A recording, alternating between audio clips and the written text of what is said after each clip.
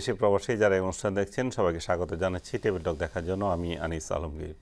দর্শক, আজ শোকাবহ 15ই আগস্ট, জাতীয় শোক দিবস, বাঙালির অশ্রু ঝরার দিন। 1975 সালের এই দিনে বাঙালি জাতির ইতিহাসে কলঙ্ক লেপন করেছিল সেনাবাহিনীর কিছু বিপদগামী উচ্ছৃঙ্খল সদস্য।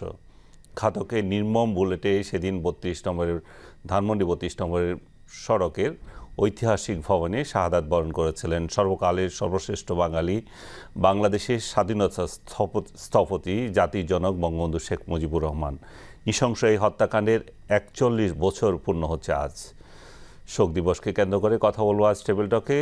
15ই আগস্টের স্মৃতি এবং বঙ্গবন্ধুর স্মৃতি, এই শিরোনামে অতিথি হিসেবে আছেন মুক্তিযুদ্ধ বিষয়ক মন্ত্রী আ.ক.ম মোজাম্মেল হক, আছেন মুক্তিযুদ্ধকালীন ছাত্রলীগের কেন্দ্রীয় নেতা রেজাউল হক চৌধুরী মুস্তাক, আর আমার বাঁ পাশে আছেন পুলিশের এডিশনাল আইজি নুরুল আলম। সবাইকে স্বাগত জানাচ্ছি। সাবেক এডিশনাল আইজি নুরুল আলম, আপনাদের সবাইকে স্বাগত জানাচ্ছি। আমি আ.ক.ম মোজাম্মেল হক আপনাকে দিয়ে শুরু করছি। যে বিষয়টা নিঃসন্দেহে বাঙালির ইতিহাসের একটা অভিশপ্ত দিন 15ই আগস্ট। আমরা আজকে যেটা শিরোনামে বলছিলাম যে আজকে আমরা 15ই আগস্টের স্মৃতি, 15ই আগস্টে বঙ্গবন্ধুকে স্মরণের যে স্মৃতিগুলো আপনাদের ব্যক্তিগত আছে সেটাই আমার দর্শকের সাথে শেয়ার করব। আপনি 15ই আগস্টের স্মৃতি সম্পর্কে কি জানেন, আপনার কি মনে আছে? 15ই আগস্ট নিঃসন্দেহে আপনি বলেছেন বাঙালি জাতির জন্য অত্যন্ত কলঙ্কের দিন, একটা ভয়াবহ দিন।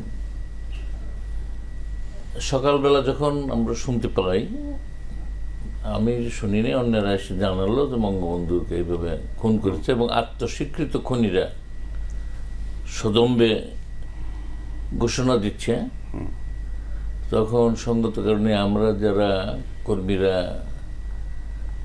একত্র হয়ে গেলাম কিছুক্ষণের মধ্যে। কিন্তু দুর্ভাগ্য যে আমাদেরকে খুবই বিভ্রান্ত করলো। দেখা গেল যে কিছুক্ষণ পর মন্ত্রিসভায় যারা শপথ নিয়েছেন বঙ্গবন্ধু, মন্ত্রিসভার গুরুত্বপূর্ণ কয়েকজন ব্যক্তি ব্যতীত প্রায় সকলেই, এবং সকলে একে একে আনুগত্য স্বীকার করছে, বিভিন্ন দেশের স্বীকৃতি দিচ্ছে। এই সময়ে আসলে সকলে কিংকর্তব্য বিমূঢ় হয়ে যায় যে কি করা যায়। তারপর এই পারিপার্শ্বিক অবস্থা দেখে এবং গাজীপুরের হেডকোয়ার্টারে সেনাবাহিনীও ছিল রাজবাড়িতে, এখন যেটা জেলা প্রশাসক কার্যালয়, দেখা গেলো সমানে বের হচ্ছে, গাড়িতে বের হচ্ছে, রাস্তার খুবই টহল দিচ্ছে, একবারে মনে হয় যে একটা যুদ্ধংদেহী একটা অবস্থা আর কি। সঙ্গত কারণেই এটা নিঃসংকোচে বলবো যে আমরা ভীত সন্ত্রস্ত হয়ে পড়লাম। আজকে আমরা যেভাবেই কথা বলি না কেন, সেই দিন আমার বিবেককে যদি আমি প্রশ্ন করি, আমি আমার দায়িত্ব মোটেই আমি পালন করতে পারিনি। কারণ আমরা কাপুরুষের মতোই কাজটা করেছি, যেটা বঙ্গবন্ধুর একজন সমর্থক হিসাবে, কর্মী হিসাবে যেভাবে আমাদের দায়িত্ব পালন করা উচিত ছিল সেটা আমরা করিনি। সেই ব্যর্থতা বা গ্লানি অবশ্যই সেটা আমাদের বহন করতে হবে আজীবন। রেজাউল হক মুস্তাক, সেই 15ই আগস্টের দিন সকাল বা দিন আপনার কোথায় ছিলেন, কি দেখলেন? ধন্যবাদ আনিস আলমগীর আপনাকে। বাঙালি জাতির ইতিহাসে বঙ্গবন্ধু শেখ মুজিব একটি নাম, যে নামের সাথে বাংলাদেশের অস্তিত্ব, বাংলাদেশ নামক জাতীয় রাষ্ট্র প্রতিষ্ঠার ক্ষেত্রে তার অবদান, ঐসংবেদিত নেতা হিসেবে অভিভূত হওয়া, সব কিছু মিলিয়ে বঙ্গবন্ধু ছিলেন হাজার বছরের শ্রেষ্ঠ বাঙালি, যিনি বাংলা নামক একটি দেশ বাংলা ভাষায় মানুষের জন্য সৃষ্টি করে গিয়েছেন। আজকে সেই 15ই আগস্টের ভয়াবহ দুঃস্বপ্নের দিন। এই দিনে আমরা হারিয়েছি আমাদের জাতির শ্রেষ্ঠ সন্তান, বাংলাদেশের মানুষের প্রাণপ্রিয় নেতা বঙ্গবন্ধু শেখ মুজিবকে। আমি তার আত্মার প্রতি সম্মান দেখিয়ে আজকে বলতে চাই যে সেদিনের যে স্মৃতি, সেই স্মৃতি অত্যন্ত নির্মম এবং সেই স্মৃতি অত্যন্ত বেদনাদায়ক এবং এই জাতির কাছে অত্যন্ত লজ্জাকর। আজকে দীর্ঘ 41 বছর পরে এখানে দাঁড়িয়ে আমরা তাকে স্মরণ করছি, কিন্তু যে জাতি তাকে যে সম্মানের আসনে বসিয়েছিল, সেই জাতি গঠনের ক্ষেত্রে তিনি যে অবদান রাখার কথা ছিল, সেই অবদানটা তার এই নির্মম হত্যাকাণ্ডের জন্য আমরা দেখতে পাইনি। আজকে ওনার কন্যা এসে আবার ইতিহাসের চাকাকে সঠিক পথে প্রতিস্থাপিত করতে পেরেছে বলে আমি মনে করছি। এবং বঙ্গবন্ধুর স্মৃতিতে যদি যায়, মুসাফ সাহেব, যদি স্মৃতিতে যায়, 15ই আগস্টে আপনার কি স্মৃতি আছে? 15ই আগস্ট কোথায় ছিলেন আপনি, কি দেখলেন? 15ই আগস্ট তখন আমি সূর্য সেন হলের ছাত্র। সূর্য সেন হলে আমি অবস্থান করেছিলাম এবং সকালে উঠে শুনি যে এরকম বঙ্গবন্ধু নিহত হয়েছে কতিপয় সেনা সদস্য কর্তৃক, এবং আমরা সকালে বেরিয়ে দেখলাম যে সেনাবাহিনীর লোকজন এসে সমস্ত হল সামনে অবস্থান নিয়েছে। ঢাকা বিশ্ববিদ্যালয়ের বিভিন্ন জায়গায় সেনাবাহিনী অবস্থান নিয়েছে, কারণ এই 15ই আগস্ট বঙ্গবন্ধু ঢাকা বিশ্ববিদ্যালয়ে আসার কথা ছিল। সেদিন উনি ওখানে ভাষণ দেওয়ার কথা ছিল। জি, উনি ওখানে ভাষণ দেওয়ার কথা ছিল। তারপর ঢাকা বিশ্ববিদ্যালয় থেকে তো কোনো মিছিল বের হলো না সেই দিন কোনো প্রতিবাদে। আমরা ছাত্রলীগের এত বড় বড় সংগঠনের অনেক নেতা কর্মী তো সেখানেই ছিলেন, সেদিন হলো না। ছাত্র ইউনিয়ন কয়েকদিন পরে একটা মিছিল করেছিল না, সেদিনই করেছিল না, সেদিন কোনো প্রতিবাদ মিছিল, আসলে ঘটনার আকস্মিকতায় সবাই বিভ্রান্ত, এমন ছিল যে কেউ রাস্তায় নামেনি। হ্যাঁ, এরকম আকস্মিকতা এটা কেউ মেনে নিতে পারেনি আসলে। সেটা সেদিনের স্মৃতি আসলে দুঃস্বপ্নের মতো। আসবো আপনার কাছে আবার। আমি একটু মোহাম্মদ নুরুল আলম, উনি পুলিশের এডিশনাল আইজি হিসাবে রিটায়ার্ড করেছেন, কিন্তু ওনার স্মৃতিতে অনেক তথ্য রয়ে গেছে বঙ্গবন্ধু সম্পর্কে। কারণ সেই 15ই আগস্টের দিনে বঙ্গবন্ধুকে যখন হেলিকপ্টারে করে টুঙ্গিপাড়া নিয়ে যাওয়া হয়েছিল, তখন তিনি ওইখানে মহকুমা পুলিশ অফিসার হিসাবে কর্মরত ছিলেন। আপনি রিসিভ করলেন, সে রিসিভ করার পর থেকে যে কাহিনী আমাদের যদি একটু শেয়ার করেন। আপনাকে ধন্যবাদ। আমি আজকে এই 15ই আগস্টের এই সন্ধ্যায় জাতির জনক বঙ্গবন্ধু শেখ মুজিবুর স্মৃতির প্রতি গভীর শ্রদ্ধা জানাচ্ছি। তার পরিবারের যে সমস্ত সদস্য সেদিন ঘাতকের বুলেটের আঘাতে মৃত্যুবরণ করেছে, তাদের স্মৃতির প্রতি আমি শ্রদ্ধা জানাচ্ছি এবং তাদের সকলের সাথে মুক্তিযুদ্ধে যারা নিহত হয়েছিল তাদের সবাইয়ের জন্য আমি আত্মার মাগফিরাত কামনা করছি। আল্লাহ যেন তাদের সবাইকে, বঙ্গবন্ধুর সাথে তাদের সবাইকে যেন বেহেশত নসিব করুন। আজকে সেই স্মৃতির কথা বলতে গেলে আমি 15 আগস্ট কী হয়েছে সকালবেলা থেকে আপনারা সবাই জানেন।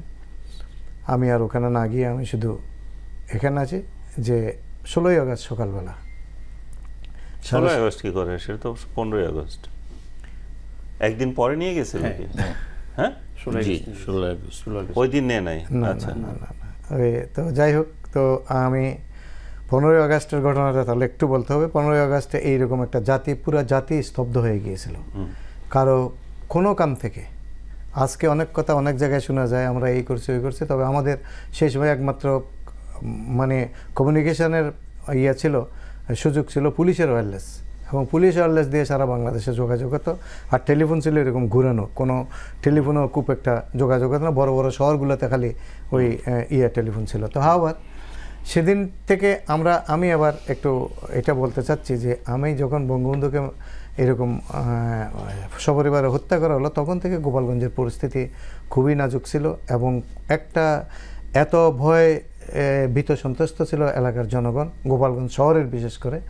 কোনো টু শব্দ নেই, সবাই যার যার পরিবার নিয়ে নৌকায় করে বাইরে চলে গেছে, বাড়ির বাইরে, শহরের বাইরে চলে যাচ্ছে। আর আমাকে কেউ এসে লোক পাঠায়, কারণ আমি ওখানে যাওয়ার পর থেকে, যেহেতু আমি বঙ্গবন্ধু আমাকে ওখানে পাঠাইছিলেন, আমি অ্যাকচুয়ালি জয়েন করছি ওখানে জুনের 24 তারিখে।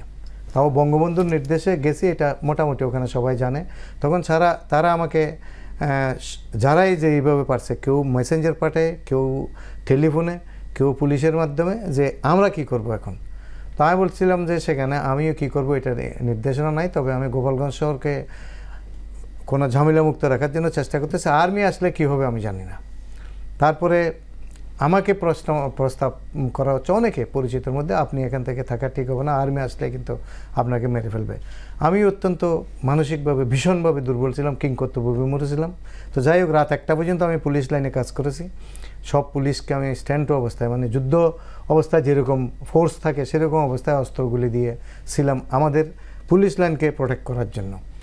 তো যাই হোক, তারপরে সেখান থেকে আমি রাত 1টার সময় যাই, সকালবেলা রেস্ট টেস্ট নিয়েছি, সকালবেলা ওই পুলিশ লাইনে যাবো। আবার ওই সময় দেখি যে টেলিফোন ঢাকা থেকে, টেলিফোন বাজতেই বললো যে আপনি কে বলছেন? আমি এসডিপিও বলছি। এসডিপিও মানে সাব ডিভিশনাল পুলিশ অফিসার। তখন বলছে আমি ঢাকার এসপি সালাম বলছি, আপনি শুনেন, আপনি ইয়ার কাছে ওই যে শেখ মুজিবুর রহমানের লাশ হেলিকপ্টারে করে যাবে, তার বাবা মার কবরের কাছে আপনি বড় করে কবর খনন করবেন, এবং ওই কফিন যেটা যাবে সেই কফিন হেলিকপ্টার করে যাবে, সেটা ওখানে যেন কফিনটা ওখানে বসায় দেওয়া যায়, এবং 15 মিনিটের মধ্যে আপনাকে ওই হেলিকপ্টার ছেড়ে দিতে হবে, এর মধ্যে আপনার দাফন সম্পন্ন করতে হবে। আর হেলিকপ্টার নামার ব্যবস্থা করবেন, হেলিকপ্টার যাতে নির্বিঘ্নে নামতে পারে। আর এলাকার সিকিউরিটির দায়িত্ব আপনার কাছে, আপনার এলাকায় যত ফোর্স আছে নিয়ে যান, নিয়ে যায় ওখানে সিকিউর করেন। হেলিকপ্টার দুপুরের মধ্যে হেলিকপ্টার পৌঁছবে। এই খবরের উপরে আমি তখন আমাদের যে ওয়্যারলেস, গোপালগঞ্জের সদরে যে ওয়্যারলেস আছে, ওয়্যারলেসে গিয়ে আমি সবগুলো থানার সাথে কানেকশান আছে, জেলার সাথে কানেকশান আছে, আমি ওয়্যারলেসে মেসেজ দিয়ে দিলাম। ওসি টুঙ্গিপাড়া, তখন আব্দুল জলিল শেখ বলে একজন অফিসার ওখানে ওসির দায়িত্বে ছিল, তাকে আমি এই ইনস্ট্রাকশনটা পুরোপুরি বলে দিলাম। বলার পরে আমি বললাম যে আমি আসতেছি, হ্যাঁ খুব শীঘ্রই আমি আসতেছি। তো সেখানে যাওয়ার, আপনারা জানেন গোপালগঞ্জ তখন, এখনকার যারা গোপালগঞ্জ ভিজিট করছে তারা গোপালগঞ্জের ভৌগোলিক অবস্থা কল্পনাও করতে পারবে না। আমি একটা কথা বলতেছি, কল্পনাও করতে পারবো না এই কারণ এখন যে হাইওয়ে খুলনা আছে সেটার উপর দিয়ে আমি স্পিড বোর্ডে আসা যাওয়া করছি, এবং আমি যে সেদিন ওখানে গেছি সেই স্পিড বোর্ডে ওই জায়গা দিয়ে গেছি আমি। এখন সেগুলো ভরায় হইয়া রাস্তা হয়ে অনেক ভয়াবহ। শহরের খালি 2 কিলোমিটার 3 কিলোমিটার জায়গা ছিল উঁচা, আর টুঙ্গিপাড়া এলাকাটা। তো যাই হোক, যেখানে হেলিকপ্টার নামছে এটাও বঙ্গবন্ধু সরকার গঠন করার পরে বঙ্গবন্ধুর জন্য একটা ডাকবাংলো, ওখানে একটা ন্যাশনাল ব্যাংকের একটা ব্রাঞ্চ হবে, একটা বঙ্গবন্ধু রেস্ট হাউস, আর ওখানে হেলিকপ্টার নামার একটা জায়গা। তো সেখানে একটা দিঘির মতো এখনও আছে, সেই দিঘিটা বিরাট পুকুর খনন করে ওখানে মাটি উঠাইয়া তারপরে ওই জায়গাটা উঠাইয়া ওখানে হেলিকপ্টারের জায়গা। বঙ্গবন্ধু ওনার শাহাদতের আগে উনি একবার গেছিলেন, হেলিকপ্টার ওখানে নামছিল, এবং উনি ওই রেস্ট হাউসে যদি লাশের কথা আসে। তো এখন লাশের কথা, তখন ওখানে হেলিকপ্টার গেল। হেলিকপ্টার প্রায় দুপুরে আমরা তো গিয়ে দেখলাম খবর ঠিক আছে, সিকিউরিটি ঠিক আছে, আমি যে ওটা চেক করছি। তারপরে আপনার দুপুর তখন 1টা প্লাস মাইনাস হবে, আমি ঠিক এক্স্যাক্টলি টাইমটা মনে রাখতে পারিনি। ওই সময় হেলিকপ্টার আইসা টুঙ্গিপাড়ার উপর দিয়ে 2টা চক্কর পুরোপুরি দিয়ে, 3rd চক্করে আইসা অর্ধেক আইসা এখানে নামার জন্য মাটি থেকে 25-30 হাত উপরে দাঁড়ায় গেল। তো দাঁড়ানোর পরে ওখানে হেলিকপ্টারের যিনি স্কটে ছিলেন, উনি একজন মেজর, উনি জানলা খুলে ওই 25-30 হাত উপর থেকে তখন আমাকে জিজ্ঞাসা করলো হু আর ইউ। তো আমি বললাম যে আমি এসডিপিও। তো এসডিপিও ও বোধহয় বুঝে নাই, ও আমাকে বলে যে SDO why are you in uniform. এই প্রথম এরকম অবস্থা। আমি বললাম যে না, আমি মহকুমা পুলিশ অফিসার। তো তখন বলে যে সিকিউরিটি ইজ অল রাইট, কতজন লোক আছে? তো আমি সত্যি কথাই বলছি। তখন আমি বললাম যে আমার ক্যাম্প এবং পুলিশ, থানার পুলিশ নিয়ে 37 জন হবে। তো তখন উনি খুব খেপে গেলেন, উনি বলে যে এটা দিয়ে কেমনে সিকিউরিটি হবে, লাশ চিন্তা করে নিয়ে যাবে। তখন আমি বললাম যে স্যার লাশ চিন্তাই হবে না, ওইটার দায়িত্ব আমার। যদি আমি জীবিত থাকতে, আমি এই কথাটা বলছি, জীবিত থাকতে লাশ চিন্তাই হতে পারবে না। তো এখানে আরেকটা কথা বলা দরকার, ওদের এই ধারণা হলো কেন চিন্তাই হবে? ওরা তো ওইটাই এখান থেকে ব্রিফিং নিয়ে গেছে, না হয় চিন্তা করছে। তো যাই হোক, এখানে একটা কথা ছিল যে আমি তো পারপ্লেক্স ছিলাম যে পালায় যাবো না, কী করবো। যখন সকালবেলা টেলিফোন পেলাম তখন মনে হলো যে আমার কাছে সাহস গেইন করেছে, যে এখন সাহসটাকে বঙ্গবন্ধুকে দেখতে হবে। আমি ওখানে এই দায়িত্বটা পালন করতে গেলে বঙ্গবন্ধু কবরে শোয়াই হলো, মুখ দেখার একটা সুযোগ হবে, তাহলে কাকে মাটি দেওয়া হলো এইটা অন্তত আমি দেখে যেতে পারবো। তো এই চিন্তার উপরেই ওখানে গিয়ে তখন ওনার সাথে আমি এই করতেছি। এই সময় একটা লাশ বহন করার জন্য 4 জন ক্যারিয়ার, ওই ব্যাংক যেটা রেস্ট হাউস যেটা, সেটা নিচে ব্যাংক, এই বারান্দার মধ্যে একটা বড় বারান্দা, সেখানে ওরা ছিল, ব্যাংকের 6-7 জন কর্মচারী ছিল, আর একজন ম্যাজিস্ট্রেট নিয়ে গেছিলাম গোপালগঞ্জ থেকে। ওনার নাম ম্যাজিস্ট্রেট আব্দুল কাদের, ফার্স্ট ক্লাস ম্যাজিস্ট্রেট, উনি ছিলেন। ওরা ওখানে দাঁড়াইছিল, আমি ওর সাথে কথা বলতে, তো যাই হোক আমি যখন ওই অভয় দিলাম যে আমি বেঁচে থাকতে ওইটা নিতে পারবো না, তখন উনি নামলেন। চারিদিকে সিপাহী যে কজন, অন্তত 10-12 জন সিপাহী লাফ দিয়ে নামে পজিশন নিল ক্রলিং করে, আর উনি নামলেন তখন লাফ দিয়ে নামে। উনি আমার সাথে কোনো কথা না বললে উনি বারান্দায় যখন ওই সিভিল লোকগুলো দেখছে, হু আর দোজ বাস্টার্ড বললে তাদের কাছে দৌড় মারছে পিস্তল ধরে না রিভলভার ধরে। ওরা সব দৌড়ে পালায়, চারিদিকে পানি। তো ওখানে কলা গাছের একটা মানে ওই যে উঁচা জায়গা ছিল তার পাশে কলা গাছ লাগানো ছিল, সেই কলা গাছের ভিতর দিয়ে ওরা সব পানিতে নেমে গেল, নামায় সাঁতরাচ্ছে। আমি পিছন দৌড়ে ম্যাজিস্ট্রেট, আমি কই স্যার ম্যাজিস্ট্রেট আছে যিনি গোপালগঞ্জ থেকে আছে। তখন ম্যাজিস্ট্রেট পানির মানে এক কোমর পানি পর্যন্ত গিয়ে দাঁড়াইছিল, ম্যাজিস্ট্রেট উনিও ওখানে কাছে পর্যন্ত গেছে। আমি ওনারা টাইনে উঠাচ্ছি, তখন ম্যাজিস্ট্রেটের উপর আরেক ধমক, হোয়াই আর ইউ রানিং। তখন ম্যাজিস্ট্রেট ওখানে কাঁপে, আমি হাত ধরে ইতিমধ্যে টাইনে তুলে ফেলছি। যাই হোক ওখান থেকে কফিন নামাতে গিয়ে দেখেছি, যখন কফিন নামানোর হুকুম আসলো তখন যাইয়া আমি উঠলাম ওখানে। প্রথমে কফিন নামাইতে বললো, উঠার পরে দেখি যে ওইটা নাড়াচাড়াও করা যাচ্ছে না। তারপরে তখন আমার সার্কেল ইন্সপেক্টর শেখ আব্দুর রহমান, সে উঠলো, সেও পারতেছে না। তখন গেল আমার বডিগার্ড। আমরা 3 জনে অনেক চেষ্টা করছি, পারি নাই। তো না পারাতে তখন আর্মির যে হাবিলদারটা, ও ওখান থেকে বললো যে আপনারা কোনো মতে ধাক্কায় এদিকে আনেন, আমি এখানে ধরবো, মানে পিছনের দিকে নামাবে। এই সময় না পারা অবস্থায় আমি আমার স্পিড বোট দূরে ছিল, স্পিড বোট ড্রাইভার, তাকে আমি ডাক দিলাম। আমরা 4 জন উঠে ওখান থেকে অনেক ঠেলে ওখানে কাছে নিলাম। তারপরে শেষে আরও 2 জন মানে পুলিশের লোক, এটা থানার ওসির সাথে আসছিল সম্ভবত। আমরা এই 6-7 জনে মিলে বহুত কষ্ট ওইটারে ওখানে নিচে নামানো হলো। নামানোর পর আর নিতে পারে না। কেন নিতে পারে না এটার ঘটনা ছিল, পরে দেখলাম যখন বাক্স খুলেছি তখন দেখা গেল যে ওখানে একটা শক্ত পলিথিন দিয়ে তার উপরে বরফ দিয়ে ওখানে রাখছে, এবং উপরে আবার বরফ দিয়েছে ওনাকে। তো ফলে বরফের পানিগুলো ওইটা পুরো হয়ে গেছে, কফিন হয়ে গেছে, ভারী হয়ে গেছে। তো ওখান থেকে এইরকম করে হাঁটতে মানে যাচ্ছি, ইতিমধ্যে ওসিরে পাঠালাম। গোসল করানোর ব্যবস্থা কীভাবে হলো? তো সেখান থেকে গোসল করানোর ব্যবস্থা হলো যে যখন আমরা ওনার বাড়ি যেতে একটা ছোট খাল আছে, খালের উপর একটা কাঠের ব্রিজ আছে। তো আমি তখন এতক্ষণ পর্যন্ত আমি হাঁটতেছি আর চিন্তা করি, তখন আমিও কিন্তু ওইটাতে ধরছিলাম। তো তখন আমি ওনাকে জিজ্ঞাসা করলাম যে পাশে হাঁটতেছি, তো আমি একটা এরকম করে সেলিউট দিয়ে বললাম যে স্যার, হ্যাঁ লাশের রাষ্ট্রপতির কি জানাজা হয়েছে? তো উনি এরকম করে তাকে মানে একটু লুক দিয়ে উনি হাঁটা শুরু করলেন। হাঁটতে হাঁটতে আবার যখন 2-4-5 কদম 10 কদম গিয়েছে, পোলের প্রায় শেষের দিকে, আমি দেখলাম যে এটা তো, তখন আমি যেটা চিন্তা করে গেছিলাম সকাল থেকে যে কীভাবে ওনারে ধরবো, তখন ওইটা মনে পড়লো যে যাই আবার সেলিউটারকে দিয়ে বললাম যে স্যার, আপনার নেতৃত্বে কিন্তু রাষ্ট্রপতির লাশ দাফন হবে, ইতিহাসে আপনার নামই থাকবে, আমার নাম থাকবে না। তো এটা জানাজা ছাড়া হইলে এটা ছাড়া হবে। তখন উনি এরকম করে দাঁড়ায় এরকম আমার দিকে ঘুরে অল রাইট কলে মৌলবি, এই মানে জানাজার কথা আসলো। তখন আমি ওসিরে আবার পাঠালাম ওই গ্রামে। ওনার নাম কি ছিল? কার? যে মেজরটা? মেজর সাহেব মানে ও তখন মেজর হায়দার আলী। আপনার নিশ্চয়ই নাম শুনবেন, কাজী আজহার আলী বলে একজন সেক্রেটারি ছিলেন বাংলাদেশ সরকার, ওনার আপন ছোট ভাই কাজী হায়দার আলী মারা গেছে। আচ্ছা, 2 জনেই মারা গেছে। তো যাই হোক, তো এখন এই জেন্টলম্যান তখন এটা বললো, তখন আমি ওসিরে পাঠালাম। ও ওসি চলে গেল মৌলভী সাহেব খুঁজতে। আমরা কবরের পাড়ে গেলাম, যাইয়া ওই ক্যাপ্টেন সাহেব আছে সাথে। ইতিমধ্যে লাশ নেওয়ার সময় 6 জন আর্মি ছিল, 10 জন সিপাহী আর একজন হাবিলদার। তো হাবিলদার আগে আছে, তার পিছনে 4 জন সিপাহী পিছনে। সংক্ষেপে করেন আপনি।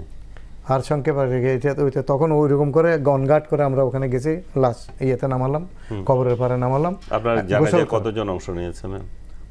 এখন জানাজায় অংশ নিয়েছিলেন, জানাজায় 20-22 জন অংশ নিয়েছিলেন। ওনাদের মানে ফ্যামিলি মেম্বাররা আসছিলেন? না, কোনো ফ্যামিলি মেম্বার ছিল না ওখানে, কোনো লোকই তো নেই, এলাকার কোনো লোকই নেই। 10-12 জন লোক সেই প্রায় আধা কিলোমিটার দূর থেকে ওই শেখ ফজলুল সাহেবের বাড়ি আছে ওখানে, মনির বাড়ি। ওই বাড়ির ওই পারে কাজীপাড়ার ওদিক থেকে আমাকে আমার ইন্সপেক্টর এসে বললো 10-12 জন লোক আসছে জানাজায় অংশ নেওয়ার জন্য। তো এখন ওরা 2 জনেই খুব খেপে গেল এটা শুনে, বলে যে সিকিউরিটি ব্যবস্থা ঠিকমতো করতে পারেন নাই, এখন লাশ ছিনতাই হবে, সুতরাং এখানে কোনো দাঁড়ানোর দরকার নেই, কখন এখানে দেন। এই অবস্থায় গেছিলাম। যে জায়গাটাতে ওনাকে কবর দেওয়া হয়েছে, এটা ওনার পারিবারিক সম্পত্তি বা ওনার বাবার পাশেই? তো বাবার পাশে, বাবার পাশে কবর করার কথা বলা হয়েছিল, এবং সেভাবেই আমরা কবর করেছি। তো এখন ওই আপনাকে তো 10-15 মিনিট টাইম দিয়েছিল, পরে আপনারা তো 10-15 মিনিট, আমার তো তখন প্রায় 40 মিনিট হয়ে গেছে এগুলো করতে করতে। তারপর আপনার ওরা আবার ব্যাক করলো?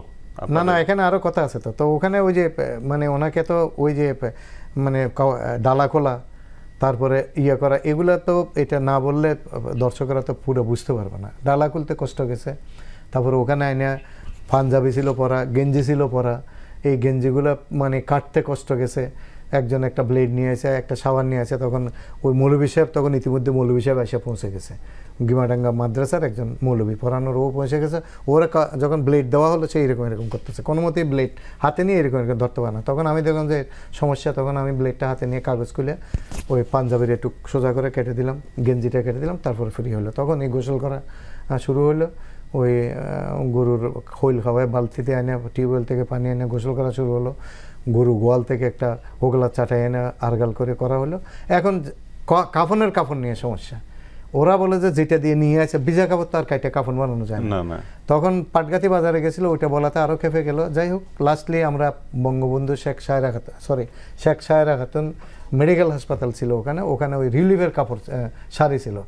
তো আমার ইন্সপেক্টর এসে বললো যে যদি শাড়িগুলো আনা যায় তবু ভালো করে করা যাবে। ওইটা জিজ্ঞাসা করাতে আবার বললো যে all right, you can bring anything you like, কিন্তু but you have to complete this bloody buried business quickly.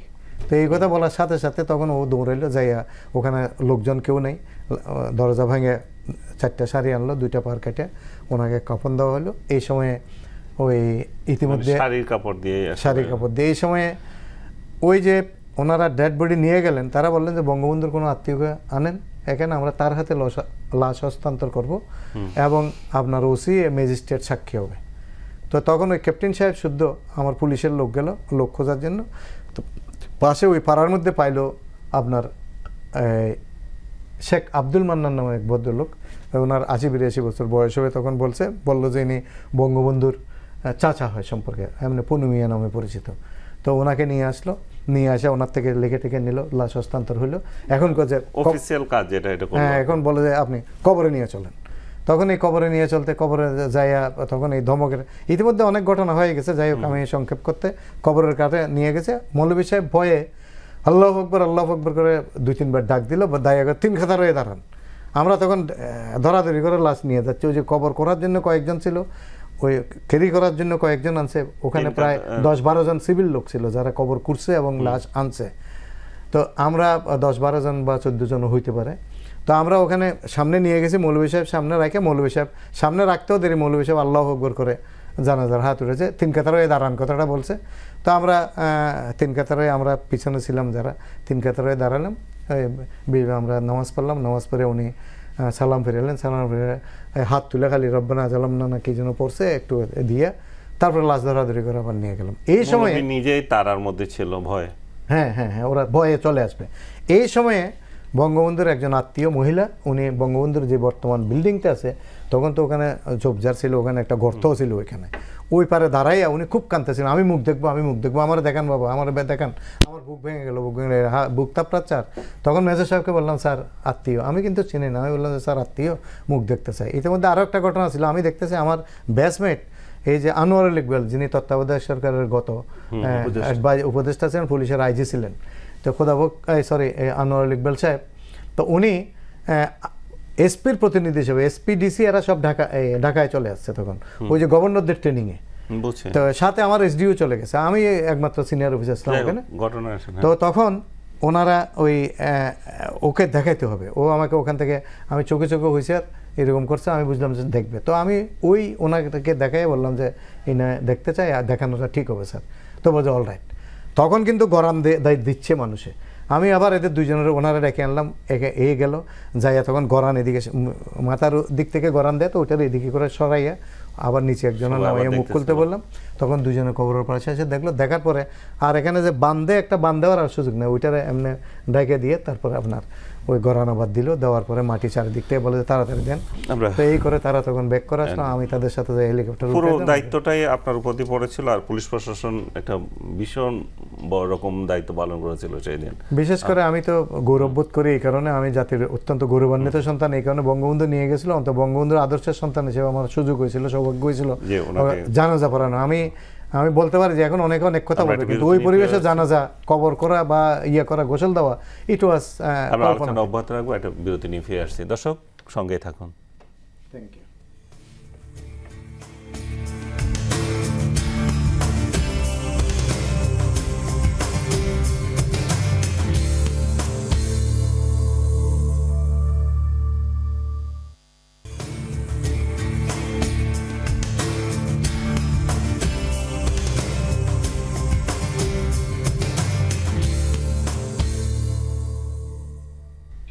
দর্শক স্বাগত জানাচ্ছি আবারও। আপনারা দেখছেন টেবিল টক, আর কথা বলছি 15ই আগস্টের স্মৃতি, বঙ্গবন্ধু স্মৃতি। এই শিরোনামে অতিথি হিসাবে আছেন মুক্তিযুদ্ধ বিষয়ক মন্ত্রী কম মোজাম্মেল হক, আছেন পুলিশের সাবেক এডিশনাল আইজি মোহাম্মদ নুরুল আলম এবং মুক্তিযুদ্ধকালীন ছাত্রনেতা রেজাউল হক চৌধুরী মুস্তাক।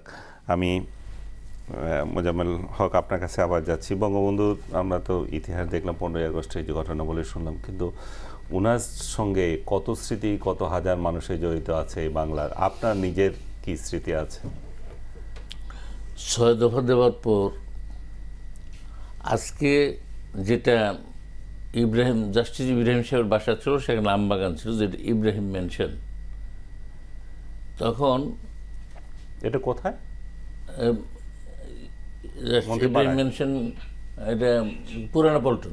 আচ্ছা, হ্যাঁ, তখন সিরাজুল আলম খান সাহেব আপনি জানেন যে মোটামুটি সব অর্গানাইজ এগুলো করতেন।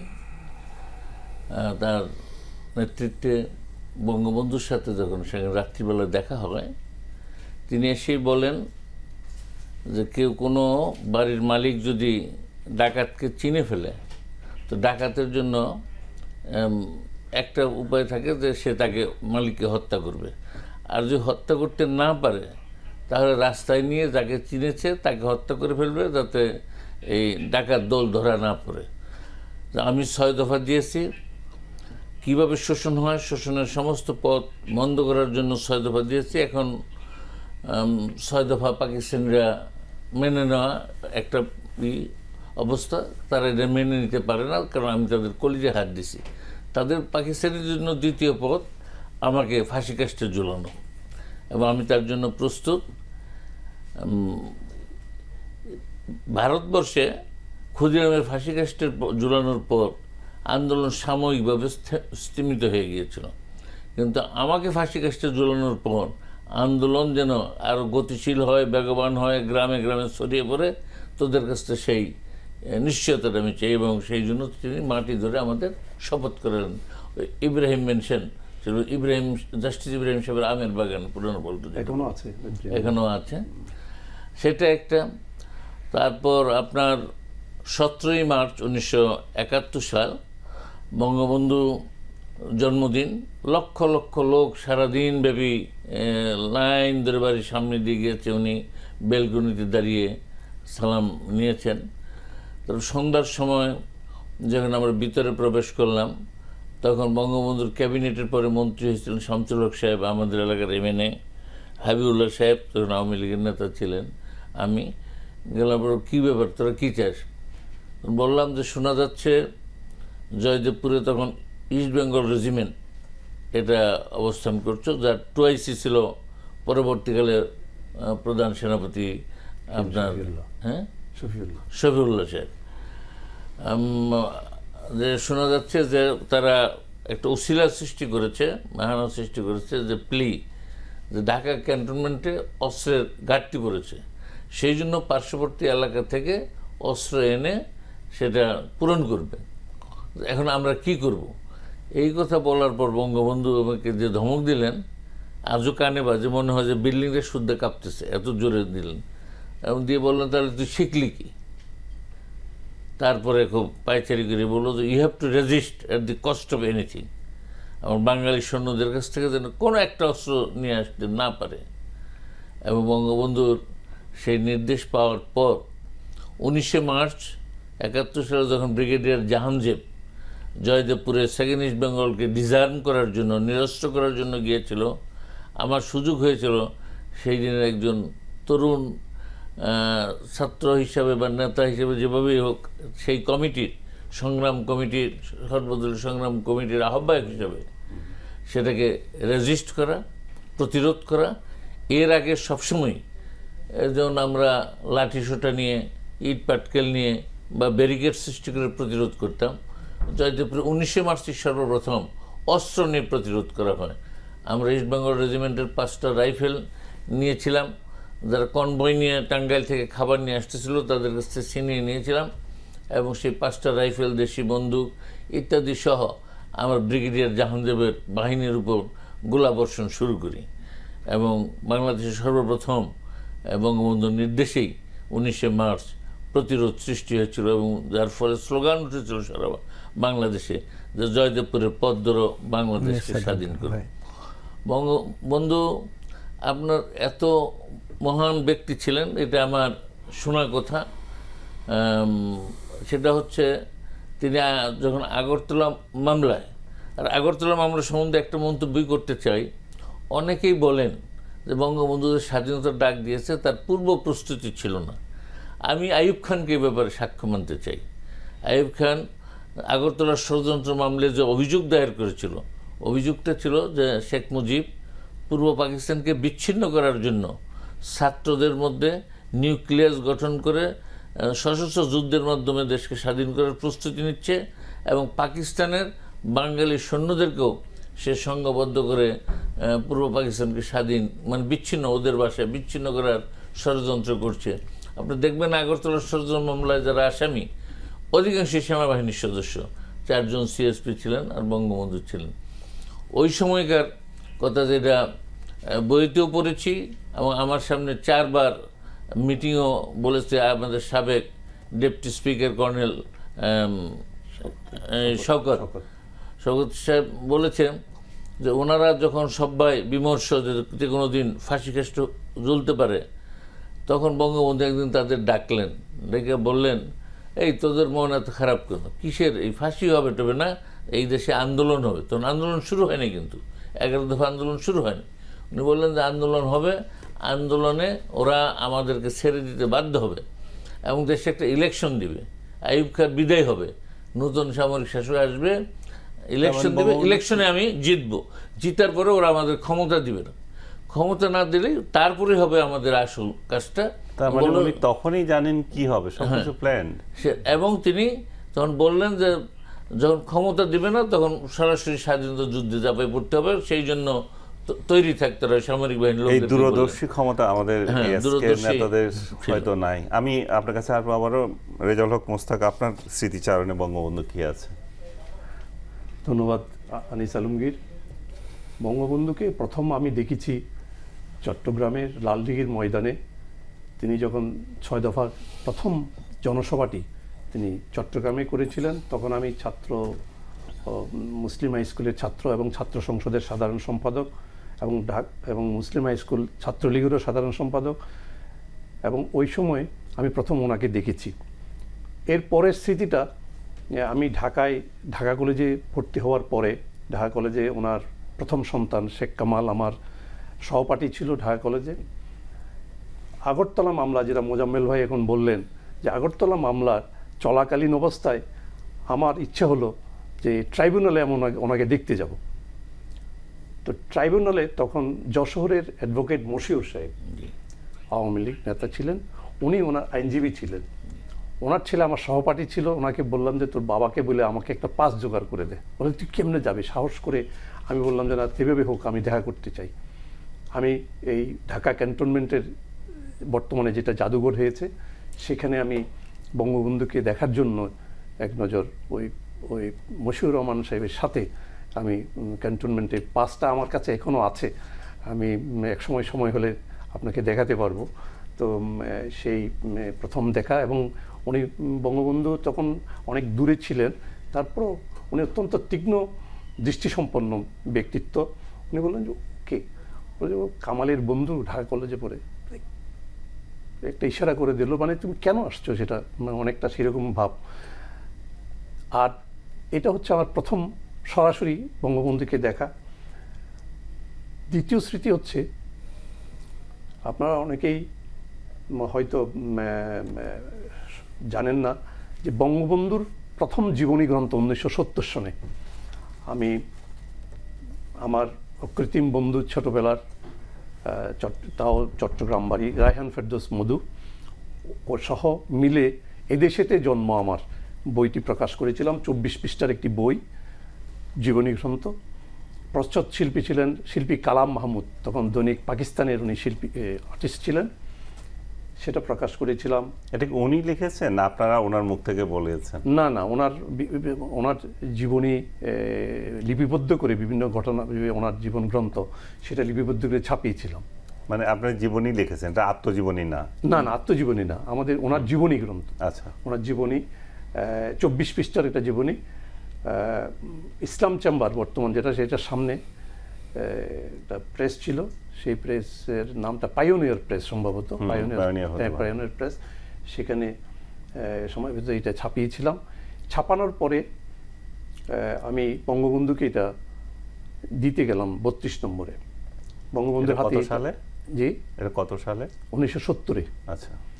বঙ্গবন্ধুর হাতে এটা দেওয়ার পরে, নির্বাচনের আগে কিন্তু, দেওয়ার পরে উনি অনেকক্ষণ দেখলেন। দেখার পরে ছাত্রলীগের ছেলেরা এত সুন্দর পাবলিকেশন করতে পারে আমার তো ধারণাই নেই। আমাকে জড়িয়ে ধরলেন, জড়িয়ে ধরে, আপনারা জানেন তো বাথরুম ছিল ওখানে, নিয়ে আর অনেক লোকজন বসা ছিল। বাথরুমে আমাকে ঢুকিয়ে বললেন, হাতের মধ্যে 500 টাকা দিয়ে বললেন যে এটা তোর কাছে রাখ, তোর তো অনেক খরচ হয়েছে এটা নিয়ে।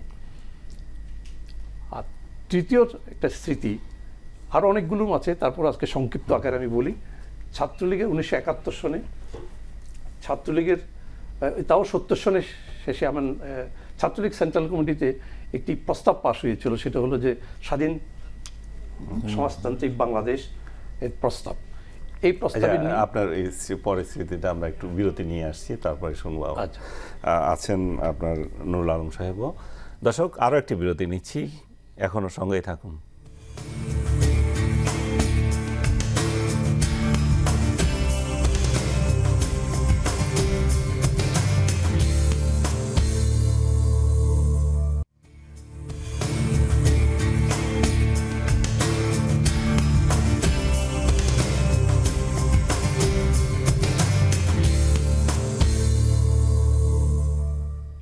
দর্শক, স্বাগত জানাচ্ছি আবারও। আপনারা দেখছেন টেবিল টক। কথা বলছি 15ই আগস্টের স্মৃতি, বঙ্গবন্ধুর স্মৃতি, এই শিরোনামে। অতিথি হিসাবে আছেন মুক্তিযুদ্ধ বিষয়ক মন্ত্রী আকম মোজাম্মেল হক, আছেন পুলিশের সাবেক এডিশনাল আইজি নুরুল আলম, আছেন মুক্তিযুদ্ধকালীন ছাত্রনেতা রেজাউল হক চৌধুরী মুস্তাক।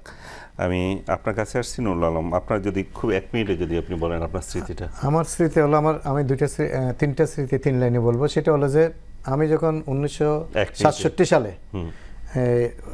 রাজশাহী, বৃহত্তর রাজশাহী জেলা ছাত্রলীগের সভাপতি হয়েছি, তখন ওই সময়ে যে এখানে সম্মেলন হয়েছিল, সেই সম্মেলনে আমি আসছিলাম।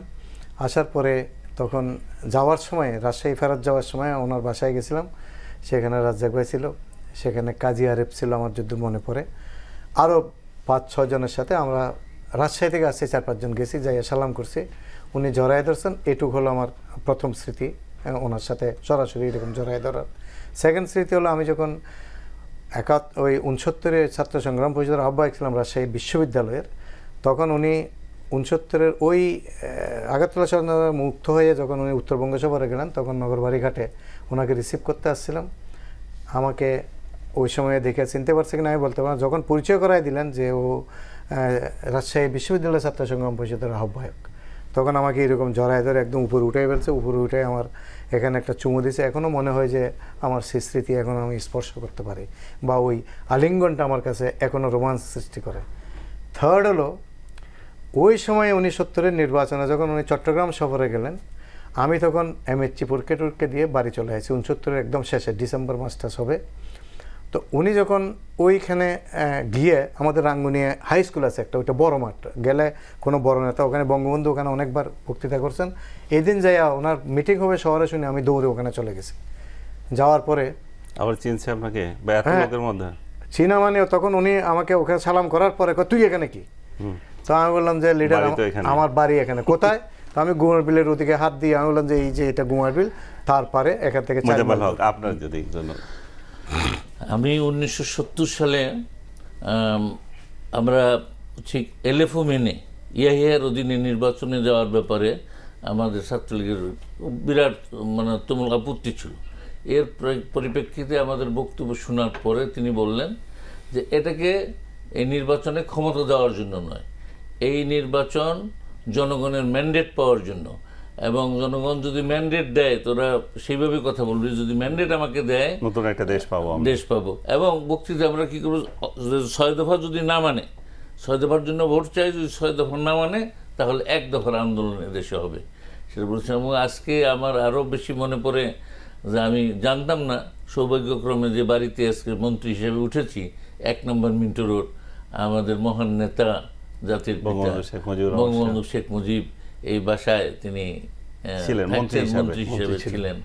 এটা আমি জীবনে এটা অত্যন্ত আমি মনে হয় সেখানে তার শোনার পর থেকে, আগে জানতাম না, শোনার পর থেকে মনে হয় আপনি একটু রিনোভেশন করেন এবং আমাদের দাওয়াত দেন, আমরা সবাই যাবো সেই বাড়িতে, আমাদের দেখার স্মৃতি আছে। করবো। রেজাউল হক মোস্তাক, শেষ করবো আপনাকে দিয়ে। আপনি শেষ দিকে যে কথাটা বলতে চাচ্ছিলেন। না, শেষ দিকে আমার ওনার সাথে তৃতীয় যে উল্লেখযোগ্য স্মৃতি, সেটা হচ্ছে ছাত্রলীগ কেন্দ্রীয় কমিটির পক্ষ থেকে যে প্রস্তাব নেওয়া হয়েছিল স্বাধীন বাংলার পক্ষে, সেটার জন্য সেখানে কিছু কেন্দ্রীয় সংসদে কিছু মতদ্বৈতিতা ছিল, সেটা ওনাকে যখন যাওয়া হলো উনি একটি কথা বললেন। আমরা এখানে একটা জিনিস দেখছি যে আপনি 6 দফা, আপনাদের একটা ইয়ে ছিল, আপনার একটা পত্রিকা ছিল, কি প্রতিধ্বনি, হ্যাঁ প্রতিধ্বনি, সেখানে দেখছি যে আমরা প্রথম বঙ্গবন্ধু শব্দটা আপনারাই, পূর্ব পাকিস্তান ছাত্রলীগ তখন ঢাকা কলেজের ফেডে দেখতে পাচ্ছি, আপনারাই দিলেন সেটা। এই যে বাংলা বাণীর একটা হচ্ছে বঙ্গবন্ধুর শব্দটি প্রথম প্রকাশিত হয় প্রতিধ্বনি ঢাকায়, ট্রাইব্যুনালের পর ভারত যুদ্ধ। জি, আমি বলি একটু সংক্ষেপে, সেটা হচ্ছে ঢাকা কলেজে থাকা অবস্থায় আমি প্রথম প্রতিধ্বনি, শেখ কামাল সহ মিলে একটা প্রতিধ্বনি নামে পত্রিকা বের করার চিন্তা করেছিলাম। সেই প্রতিধ্বনিতে লেখার জন্য একটি আর্টিকেল লিখেছি, সেটার নাম আজব দেশ, এবং আমার ছদ্মনাম ছিল সারথী। আপনি এটা এখানে লেখা আছে। এই আর্টিকেলের একেবারে শেষ পর্যায়ে এসে বঙ্গবন্ধু শব্দটি প্রথম লিখেছিলাম, এবং এটা কিন্তু যেহেতু এটা দুই পাকিস্তানের মধ্যে বৈষম্যের অনেক চিত্র ছিল, সেটা পাবলিশড হলে ছাত্রলীগের কেন্দ্রীয় নেতারা নিষেধ করেছে এটা পাবলিশ করার জন্য, কিন্তু করেনি। বাট ইতিহাস তো আর মুছে দেওয়া যাচ্ছে না। আর আপনাকেও আমরা ধন্যবাদ জানাচ্ছি। যদিও বঙ্গবন্ধু শব্দটা জাতীয় স্বীকৃত ভাবে আমাদের মহান নেতা আরেকজন তোফায়েল আহমেদ যে 69 উনি 23 ফেব্রুয়ারি, আমি একটু সংক্ষেপে বলি, সেটা হচ্ছে আমাদের সময় নেই, সেটা হচ্ছে আমরা আজকে এখানে শেষ করছি। ধন্যবাদ জানাচ্ছি আপনাকে এই ইতিহাস রিভিল করার জন্য আমাদের সঙ্গে। আমরা আরেকদিন আপনার ইতিহাস আবার শুনবো। আকম মোজাম্মেল হক, এমনুল আলম এবং রেজাউল হক চৌধুরী মোস্তাক, আপনাদের সবাইকে অসংখ্য ধন্যবাদ আজকে অনুষ্ঠানে থাকার জন্য। প্রিয় দর্শক, ধন্যবাদ জানাচ্ছি আপনাদেরকেও সঙ্গে থাকার জন্য। আজ এখানে শেষ করছি। রাত 2টায় অনুষ্ঠানটি পুনঃপ্রচার হয়, যারা এখন মিস করছেন হয়তো দেখবেন। ভালো থাকবেন সবাই।